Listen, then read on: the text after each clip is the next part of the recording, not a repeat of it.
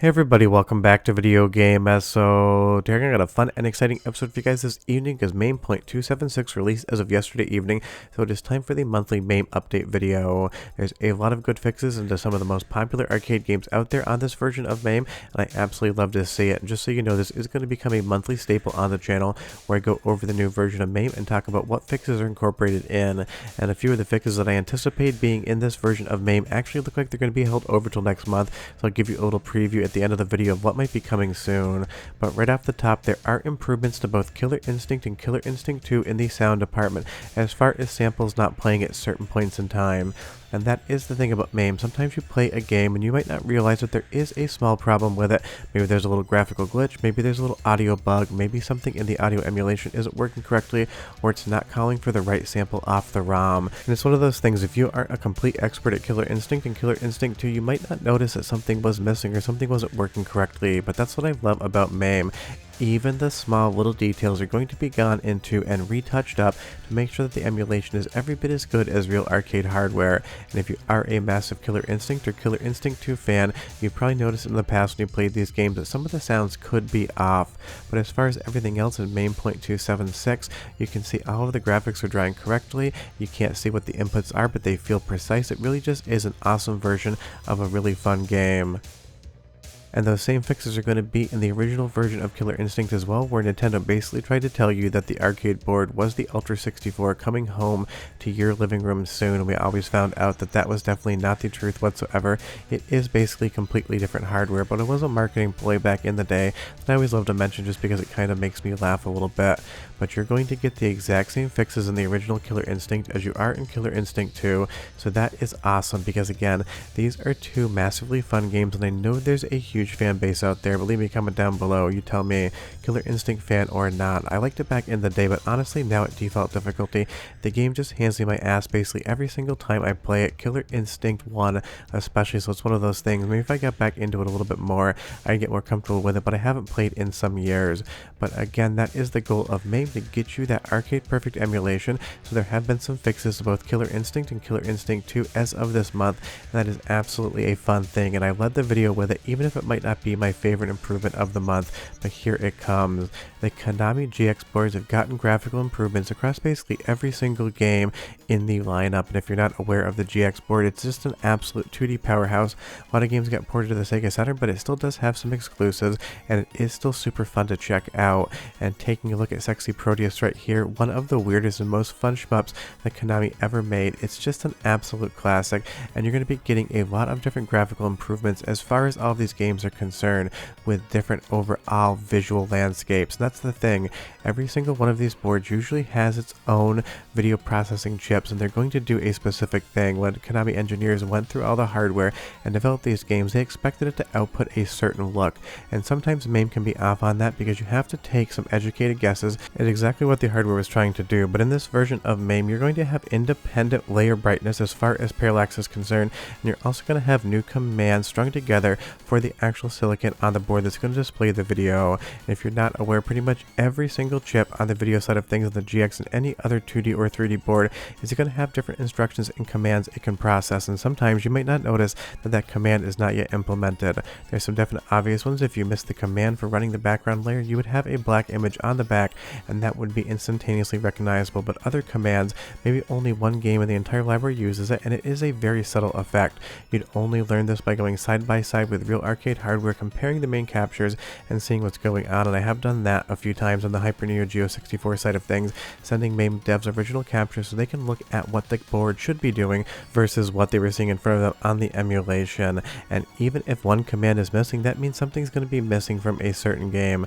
I remember when the Nintendo 64 core Mr. FPJ was in development, I think there was one game that released at retail that used a command that no other game ever did, and it would be one of those things you'd barely ever notice it was not there until you put it in. But it's soundtrack sample time. We're going to switch over to Twin Bee Yahoo because I love the soundtrack, and I want you to hear just how good the sound emulation is on MAME today. 「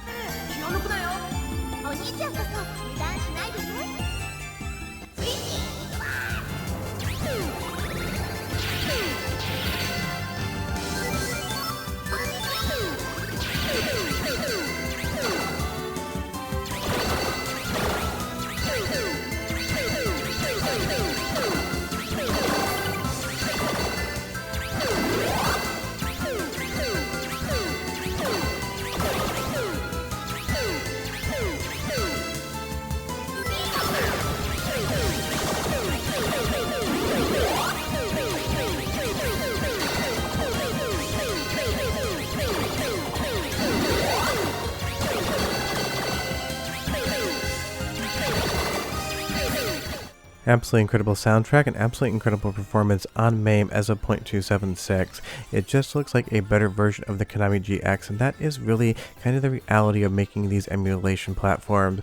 Some people might never notice if it wasn't quite right as far as the colors or the brightness is concerned, especially for the fact that once these things ran in arcades, they were on a CRT monitor, and if you caught a cabinet maybe 4 or 5 years after it was installed, you might get a completely different color experience because that monitor may have had a little bit of fade or might just be a little bit in need of service. So it's really difficult when it comes to these 2D games and even the 3D games that ran on something like a CRT to 100% fundamentally say this is exactly what it should look like.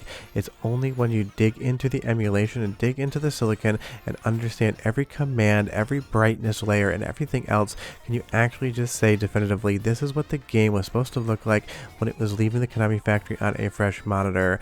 Or something like Salamander 2 here, another absolutely classic shmup as far as the GX is concerned. They had a ton of classic shmups on the board. This looks slightly better to me than the last time I saw it because some of the brightnesses just seem to contrast a little bit better than they did before. The foreground layers, the background layers, and everything else. But again, it is going to be quite subtle as to where the improvements are and when you see them. And if you haven't played these games in MAME for some years now, you might not even really remember what they look like. But these purples and blues here up against the background and foreground just seem to have a slightly better contrast in my opinion. Believe me, comment down below and you tell me if you are familiar with it. And again, it's not like these games didn't work before, but that is really just the magic of MAME. They give you better experiences on games you played already and make you want to jump back in. And when the goal is to have an arcade emulation experience that is one-to-one mirroring what the original hardware would do, you have to go back in and fix these tiny things, even if 9 out of 10 people would never notice them, because it really is that important. And that is just the dedication of the MAME team in action when they go in and make these small improvements that make you have a better experience. And as far as what games benefit from that new command being implemented in the emulation, they do not list that in the update notes. So it's one of those things, sometimes you actually have to hunt around a little bit to find out what is improved. If you want to take any educated guesses, or if you ever notice any of the GX games are missing some graphical effects, leave me a comment down below because I would be curious. But let's move over to SNK. One of my favorite games from them just got an update this month as well, and that is Beast Busters. It is a sound fix with some of the sound samples just not playing throughout the game or not playing at the proper timing. Now that apparently is 100% fixed up, and if you've never played Beast Busters before, it's just absolutely a fun light gun experience from SNK before the Neo Geo ever hit the market. And then this entire franchise skipped the Neo Geo entirely outside of Neo Geo Pocket and then hopped over to the Hyper Neo Geo 64 as Beast Busters Second Nightmare. Still my favorite light gun horror game of all time, but it is a sound improvement, so of course I have to let you listen to it just to get an idea of what the game sounds like and where all the sound samples and sound effects are playing from. But come back because I still have more improvements to show you.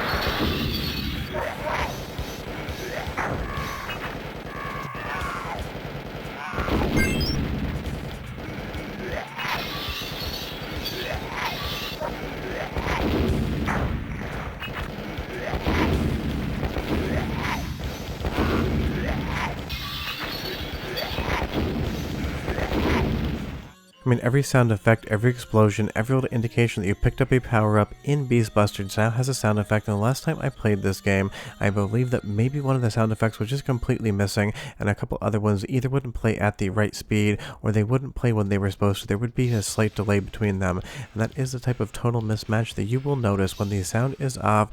Even if you're not sure what sound effect is off, you're going to actually indicate in your brain that something is wrong. We're very good at telling when something doesn't sound right, even if we don't know exactly what that thing is that is missing. So as far as Beast Busters is concerned, it's got improvements this month, and I'm absolutely excited for that. But we have some more meat and potatoes improvements on the Sega side of things. We've already gone through Nintendo and the Ultra 64 air quotes. We've gone through Konami. Now we've hit SNK. It's time to hit up Sega and see what's going on. On the Sega Model 1 side of things, the NEC V60 has seen some improvements on the processor code. Now I would say that Model 1 still is definitely not perfect emulation on MAME, but of course it is is a very difficult board to have to try to emulate in the first place. Sega Model 1, 2, and 3 were very high test hardware for their era, and getting emulation on 3D is just a different beast than it is getting it on 2D, pun very much intended because we just came from Beastbusters. But Star Wars Arcade here does seem to be a little bit more stable on that performance improvement and the overall code on the NEC V60. Your mileage may definitely vary because I didn't get too far into this test. Maybe in the second, third, or fourth level things get a little bit more haywire, but I just kind of have to go over the top notes here. And as far as Model 1 and Model 2 emulation are concerned, every time I talk about them in a video, I get a ton of questions in the comments asking if MAME is getting better at the emulation, and it definitely is improving, but it isn't going to be a fast process. Nothing is, but seeing improvements come to the Sega 3D platforms this month absolutely is awesome. They mention it in the patch notes at the top that hopefully it includes a little bit more of an improvement buff than you've seen before, because they have kind of patched up a little bit of those instruction sets and other bits of information on both the NEC V60, which this Model 1 board uses, as well as the Intel CPU on Model 2. And I just think that this is absolutely something that does deserve to have perfect emulation, especially Sega Model 1, because you don't see many cabinets out there in the world for it anymore, and the only place you really can emulate it is going to be in MAME. I'm not aware of any standalone Model 1 emulator from back in the day. Maybe there was one 20 years ago that I've forgotten about or didn't know, so if you know of anything, leave me a comment down below. But to my memory, it is MAME or absolutely nothing when it comes to these games. They deserve preservation. It is nice to see that Sega Model 1 has seen some improvements this month. It's not going to be night and day different. There's still some issues in the audio and the overall performance, but it's getting better, and we always love to see forward progress. But moving over to the Model 2 side of things, this is the one that everyone always asks me about, whether or not MAME is ready to run Model 2, or people should still default to the Model 2 standalone emulator. And as far as my opinion is concerned, I would definitely still stick to M2 emulator for this moment in time.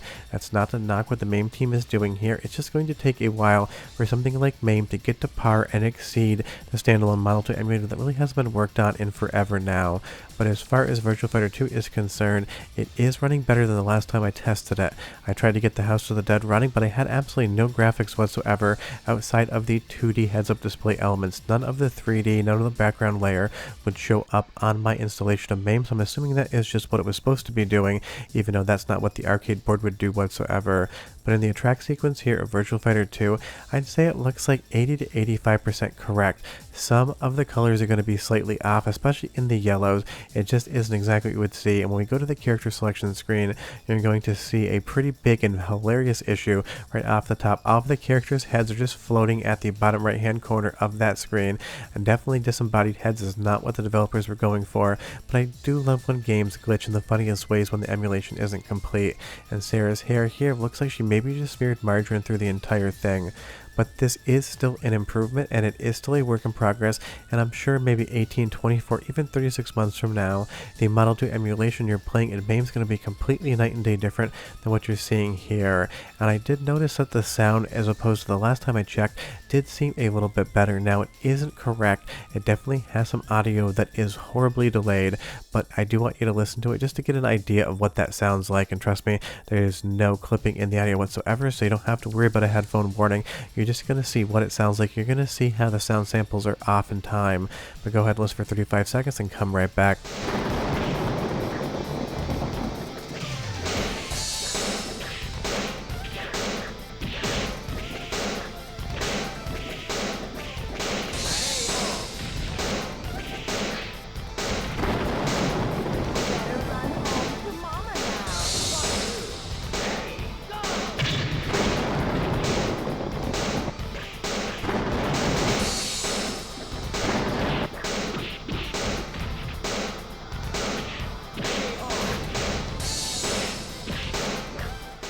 Definitely some volume issues there. It is getting close, but it's not quite there. Now, on fixes that I was anticipating in MAME 276 that aren't here yet, maybe they're just held over for the next month because they need a little bit more work. There have been improvements to driver's eyes, and MAME Hayes did show on YouTube that he's got a 3-monitor version of that working in MAME, so expect to see that soon. Additionally, there was some networking incorporated into some arcade boards that hasn't ever been incorporated in, and that didn't make it to 276 either. You can play some of the nightly builds of MAME where they test these things out, but I'm just going over the mainline update, so you're not going to see this in your version of MAME, but do expect it to be coming. And additionally, on some of the Mystic Warrior set boards, you're going to get many graphical improvements coming soon in MAME, especially some of the transitions within the game like you see here.